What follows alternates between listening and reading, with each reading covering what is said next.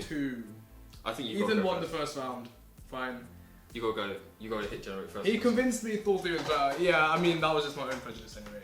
Alright, round 2. 3, 2, 1, bang. Spider-Man No Way Home. I would take that any day of the week. Go on. Fuck, please. Incredible Hulk. Okay. Spider-Man No Way Home versus Incredible Hulk. Alright, I'll go first. Do I even have to say more?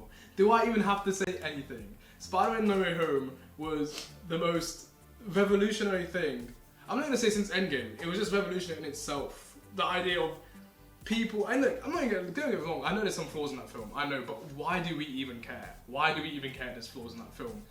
We got Tobey Maguire, Andrew Garfield back. We got iconic villains from our past. Seeing them on the big screen again is just insane. And that's my time. You can take it away, honestly, but... Okay, Incredible Hulk, I think is the best film for Hulk. I think it's the best film where you see Hulk as an actual threat. He's a monster in this film. It's in some ways it's a horror the way it portrays Hulk. In the factory scene when he's in the shadows and he's taking out people one by one, he's dragging them by the leg. I love what the film is able to portray the Hulk as.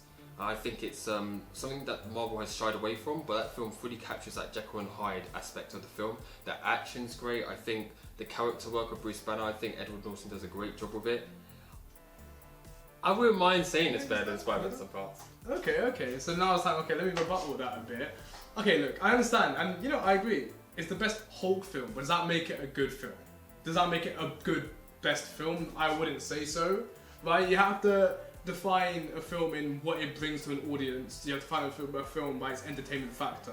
I admit there's some good fight scenes. Hulk vs. Abomination, yeah, I think that was pretty good. But does it compare to seeing Andrew and Toby and Tom Holland swinging in the same scene, albeit dramatically, and landing in front of Sandman, Electro, and Look, Lizard? I know you said like the entertainment value, and that is true, and maybe Spider-Man does trump the entertainment value, but as a plot value, there's many things that can pull No Way Home apart. Like when we walked out of there, the main thing that was building that film was nostalgia. And sure, you can't take that out of the film, but you have to look at it as like, were the filmmakers relying on that nostalgia to get by? Because when you look at the plot and how like the stuff makes sense, is Toby and Andrew's entrance into that universe, how does that help Tom Holland's Spider-Man? Like, is it truly that impactful? I think so. Or is it truly just like we can get Toby and Andrew back? No, I agree with what you're saying. I think if this was solely produced by Sony, it's exactly what would have happened. It would have just been Tobey Maguire and Andrew Garfield coming in the last 10 minutes, saving Peter from something. No, this is MCU, this is Kevin Feige we're talking about, right? They came back at the perfect time. Peter had just lost Aunt May. He didn't realise that, he had no one. He thought he had no one. And now all of a sudden 2 people who are in the exact same, no one can understand Peter Parker more than Peter Parker. I just don't feel like they portrayed that well in the film though. But no, he was there to stop. What was that scene about when he's like, when I lost Gwen, when I lost Uncle Ben? He said that we're here for you, we understand what you're going through. And then Toby at the end stopping Tom, killing Green Goblin. Which is not just good for Tom's character, but Toby probably has a lot of regret about when Norman Osborn died and his best friend's dad. And that was him saving him. Which is double entendre on that. There's a double meaning behind it. Yeah, they did a lot for the Andrew and Toby character. Which is very good, given that it wasn't even their film.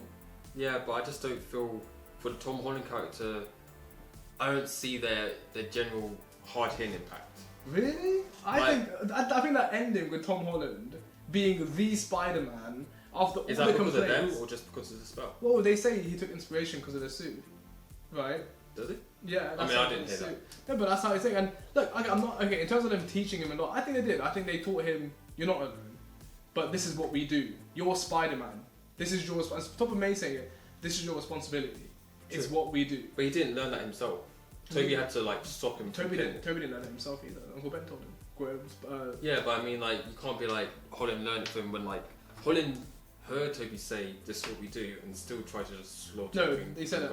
Yeah, he said it before and he said it after. But he was angry. And I kind of like that as well because it shows Tom Holland is his own Spider-Man. Would Toby have tried to kill someone? I don't think so. Neither would Andrew.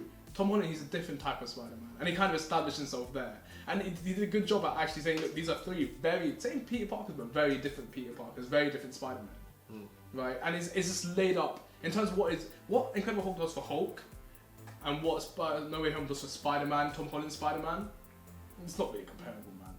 I don't know. Especially when they basically forgot about Hulk's character development in that film onwards. No, I think Avengers still carries on that theme of like Hulk is a threat. Remember that was the whole Loki's plan. It's like Incredible Hulk builds the monster aspect so much that it goes forward for another 2 films. In Avengers, he's the threat that takes them down effectively. In Avengers 2, he's the one that's caught, which is like you gotta affect him because he's gonna, and you know. And Ragnarok is pretty good as well, but unfortunately, Ragnarok, I think it ain't about these films, bro. Don't try to take it away from Incredible Hulk. I'm not saying Incredible Hulk's a bad film. I actually don't think it's a bad film. I just think if anyone had a choice between watching Incredible Hulk or No Way Home, and I admit, you've done a good argument. You fought your battle really well, but unfortunately, I think. Yeah, fine. You can take this one. You can take this one.